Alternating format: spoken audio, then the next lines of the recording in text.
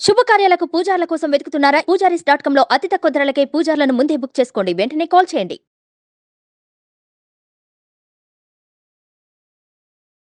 నమస్కారం గురుగారు. స్వామి ఏ శరణం అయ్యప్ప. గురుగారు, ఇప్పుడు శబరిమల యాత్రకి వెళ్ళినప్పుడు ఇరిమేలి దగ్గర ఆగుతారు కదండి. అంటే కొంతమందికి అక్కడ కొన్ని ప్లేసులు చూడొచ్చు, కొన్ని చూడకూడదు అని అంటూ ఉంటారు. అసలు ఏంటి అండి అవి? చాలామంది ఇదివరకు ఎరిమేల దగ్గర నుంచి దర్శనం చేసుకుంటూ చాలామందిని దర్శనాలు చేసుకుంటూ పూజలు చేసుకుంటూ వెళ్ళేవాళ్ళు. అక్కడ కాంట్రవర్షన్ అలా ఒకటే ఒక పాయింట్ ఉంది ఎరిమేలిలో, అన్ని పాయింట్లకి కాదు. ఆ పాయింట్ ఏంటి అని అంటే వావర్ మస్జిద్. వావర్ అనేటువంటి ఒక ఆయనది మస్జిదా దర్గానా అది ఇంకా ఇప్పటికీ క్లారిటీ లేదు. మసీద్ అని కొందరు, దర్గా అని కొందరు అంటారు. ఏ మసీదుకైనా సరే ఒక వ్యక్తి పేరుతో ఉండదు, దర్గాలకి మాత్రమే వ్యక్తి పేరు ఉంటుంది. కాబట్టి ఇక్కడ వావర్ అనేటువంటి ఆయనది, ఆ వ్యక్తిది మనం దర్గాలాగా భావించవచ్చు. హజరత్ జహంగీర్ పీర్ దర్గా మనకి ఎలాగైతే ఉన్నాయో, నిజాముద్దీన్ దర్గా ఇలాంటివి అలాంటి దర్గాలాగా ఉండొచ్చు. ఈ దర్గాకి వెళ్ళాలని కొంతమంది, వెళ్ళకూడదని కొంతమంది చాలామంది వాదిస్తూ ఉంటారు. అక్కడికి వెళ్ళకపోతే అయ్యప్పకి కోపం వస్తుంది. వావర్ అనేటువంటి వ్యక్తి అయ్యప్ప ఫ్రెండు, అయ్యప్పకి కోపం వస్తే ఆయన శపించేస్తాడు. ఇలా కూడా మనకి కథలుగా చెప్పేవాళ్ళు చాలామంది ఉన్నారు. యాక్చువల్గా చాలా అనాదిగా నేను రెండోసారి మాల వేసుకున్నప్పటి నుంచి, కొంచెం ఐడియా వచ్చినప్పటి నుంచి నాకున్నటువంటి సందేహం ఏదైతే ఉందో, వేల సంవత్సరాల పురాణాలకి సంబంధించినటువంటి విష్ణువు, శివుడు, వారికి జన్మించినటువంటి అయ్యప్ప పురాణ పురుషులు. పురాణాలు, మైథాలజీ, వాటికి సాక్ష్యాలు ఉండవు. హిస్టరీకి సాక్ష్యాలు ఉంటాయి, చరిత్రకి సాక్ష్యాలు ఉంటాయి, పురాణాలకి సాక్ష్యాలు ఉండవు. వేల సంవత్సరాల క్రితం అక్కడ జన్మించినటువంటి అయ్యప్ప ఆఫ్టర్ ఆల్ ఒక 2023 సంవత్సరాల కిందట జన్మించినటువంటి ఒక ఎడారి మతం. ఆ తర్వాత అందులోంచి విడిపోయినటువంటి ఇంకో ఎడారి మతం 500 ఏళ్లకి. ఆ తర్వాత 500 ఏళ్లకో 600 ఏళ్లకో 700 ఏళ్లకో ఎప్పుడు పుట్టాడో తెలియనటువంటి ఒక వ్యక్తి. ఆ వ్యక్తికి వేల సంవత్సరాల కింద పుట్టినటువంటి అయ్యప్పకి స్నేహం ఎక్కడ ఏర్పడింది అనేటువంటిదే నా క్వశ్చన్. First point. రెండవది ఏంటి అని అంటే, అయ్యప్ప దీక్షలోకి వచ్చేటప్పటికీ ఈ మసీదులోకి వెళ్ళకపోతే అయ్యప్పకి కోపం వస్తుందా అంటే రాదు అని 100% చెప్పొచ్చు. ఎందుకంటే నేను రెండోసారి నుంచి, నా యాత్ర రెండోసారి నుంచి, ఇప్పటికి 35 అయింది అనుకుంటా, రెండోసారి నుంచి నేను అక్కడికి వెళ్ళడం మానేశా.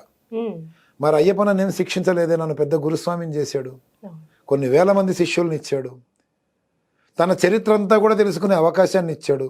అర్ధరాత్రి 1 గంటకి లేపి అడిగిన అయ్యప్ప గురించి ఏ ప్రశ్నైనా సమాధానం చెప్పగలిగినటువంటి స్థాయిని ఇచ్చాడు, మంచి జీవితాన్ని ఇచ్చాడు. మరి స్వామికి ఏమైనా కోపం రావాలిగా, రాలా. అంటే సో ఇక్కడ స్వామికి ఈయనకి ఏమీ లింక్ లేదు. చరిత్రలో ఎక్కడ వీళ్ళు కలిసినటువంటి దాఖలాలు లేవు. ఈ యొక్క మసీదులోకి వెళ్ళడం అనేటువంటిది కంపల్షను ఆ ముస్లిమ్సు, ఆ బ్రిటిష్ వాళ్ళు వాళ్ళ పరిపాలనలో ఖచ్చితంగా చేశారు. ఎలాగంటే మనకి ఇవయ్యేది కదా, మనకి మతాలు మారటం, కన్వర్ట్ అవ్వటం. అలా కన్వర్ట్ చేసేటువంటి ప్రక్రియలో ఇక్కడ మన తెలంగాణలో ఒక పండగకి, తురకల పండగకి బ్లేడ్లతోనే వాటితోనే కొట్టుకుంటూ ఉంటారు. అది షియాలు ఎక్కువగా చేస్తూ ఉంటారు.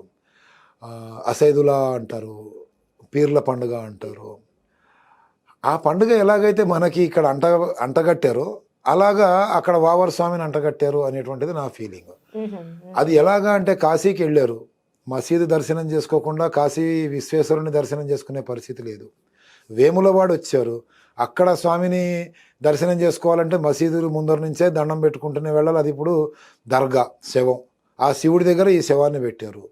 ఇలాగా హిందువులని కన్వర్ట్ చేయడానికి, వాళ్ళని నాశనం చేయడానికి ప్రతి దేవాలయానికి, ప్రతి చోటికి కూడా ఈ విధమైనటువంటి పద్ధతులని పెట్టి ఎవరైతే పాటించరో వాళ్ళని చంపేయటాలు, నరికేయటాలు ఇలాంటివి చేస్తూ ఉంటే తప్పనిసరి పరిస్థితుల్లో ఆ రోజుల్లో ఆయనకి దండం పెట్టుకొని వెళ్ళేవాళ్ళు. అది ఇప్పుడు కంపల్షన్ అనేటువంటిది ఎందుకు, ఏ విషయమూ తెలియనటువంటి సోకాల్డ్ వైట్ కాలర్ గురుస్వాములు ఉంటారు కదా, వాళ్ళ ద్వారా ఇది ఇంకా ప్రచారం అవుతుంది. కానీ అక్కడికి వెళ్ళకపోవటం మూలంగా నష్టం లేదు. అదే ఎరిమేలిలో ఇదే మసీదు ఎదురుగుండా కిరాత చేస్తూ ఉంటాడు. ఆయనకి దర్శనం చేసుకొని అక్కడి నుంచి మనము పేటై తుళ్ళి ఆటవిక నృత్యం ఆడుతూ ధర్మశాస్త్ర దాకా వెళ్ళాలి. వేషాలు వేసుకొని డప్పు డోలు కొట్టుకుంటూ వెళ్ళాలి. వెళ్ళి అక్కడ ధర్మశాస్త్ర వారి దగ్గర మన ఇరుముడిలోంచి రూపాయి బిళ్ళ కట్టుకొని పెడతాం. అందులో ఆ రూపాయి బిళ్ళ తీసి స్వామి దగ్గర పెట్టి, ఇరుముడి ఓపెన్ చేసి పెట్టి, ఉత్తరంగా సాష్టాంగ నమస్కారం చేసి, స్వామి ఈ 40 రోజుల్లోనూ 50 రోజుల్లోనూ నేను చేసిన తప్పులను మన్నించి నా వెంట ఉండి ఈ వనయాత్ర చేయించి స్వామి దర్శనం చేయించు స్వామి అని ధర్మశాస్త్రకి దండం పెట్టుకోవాలి. పెట్టుకొని ఆయన ఎదురుగుండా ఉన్నటువంటి కాలువలో ఉన్నటువంటి చేపలకి మరమరాలు వేయాలి. అక్కడి నుంచి వనయాత్ర చేస్తూ వెళ్ళి మళ్ళీ అలుదా నది కదా, అసలు యాక్చువల్గా దాన్ని అలస అనాలి. అలస అంటే ఏడ్చింది అని అర్థం. ఎవరు ఏడ్చారు? మహిషి ఏడ్చింది. ఎందుకు ఏడ్చింది? స్వామి మహిషిని మర్దిస్తూ ఉంటే బాధ తట్టుకోలేక ఏడ్చింది. ఏడవటం మూలంగా ఆమె కళ్ళల్లోంచి వచ్చిన నీళ్లు నదిలాగా మారాయి. అందుకే దానికి అలుదా నది, అలసా నది అంటారు. అక్కడ మళ్ళీ చిన్న చిన్న చేపలు ఉంటాయి, అక్కడ వాటికి పేలాలు వేయాలి ఆహారంగా. ఇలా అక్కడి నుంచి వెళ్ళాలి. కానీ ఈ మసీదులలోకి వెళ్ళకపోతే ఆ స్వామికి కోపం వస్తుంది, దర్గాల్లోకి వెళ్ళకపోతే కోపం వస్తుంది. దర్గాలోకి ఎందుకండి వెళ్ళటం? శవానికి ఎదురు పడితే స్నానం చేయాల్సినటువంటి దీక్ష మనది. ఏ శ్మశానంలోకి వెళ్ళము, మన మతస్థుల శ్మశానానికి కూడా వెళ్ళము. అలాంటిది ఎవడి శ్మశానానికో వెళ్ళి వాడికి దండం పెట్టి వెళ్ళాల్సిన అవసరం ఏముంది? మన దేవుడికి దండం పెట్టుకుందాం. నేనైతే అదే దండం పెట్టుకున్నా, స్వామి ఇక్కడికి వెళ్లకుండా నీ దగ్గరికి రావాలి ఖచ్చితంగా, అలా చెయ్యకూడదు, ఇక్కడికి వెళ్ళే నీ దగ్గరికి రావాలి అని కనుక అనుకుంటే నాకు నువ్వు కూడా వద్దు స్వామి అని దండం పెట్టుకున్నా.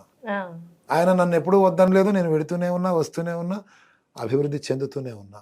కాబట్టి అవి కేవలము మనల్ని గొర్రెలను చేయడానికి, మన ఎమోషన్స్తోని ఆటలాడుకోవడానికి తీసుకొచ్చినటువంటి దిక్కుమాలినటువంటి ఎడారి జాతి లక్షణాలని మనకు అంటగడుతున్నారు. అవి పాటించాల్సిన అవసరం లేదు. నేను ఎవరిని కూడా వాటి కోసం ఎంకరేజ్ చేయలేదు. వాళ్ళందరూ బాగున్నారు, నేను బాగున్నాను. అయ్యప్ప అనుగ్రహం ఉంటే చాలు మనకి. చాలా చక్కటి విషయం తెలియజేస్తారు గురుగారు. ధన్యవాదాలు. స్వామియే శరణం అయ్యప్ప.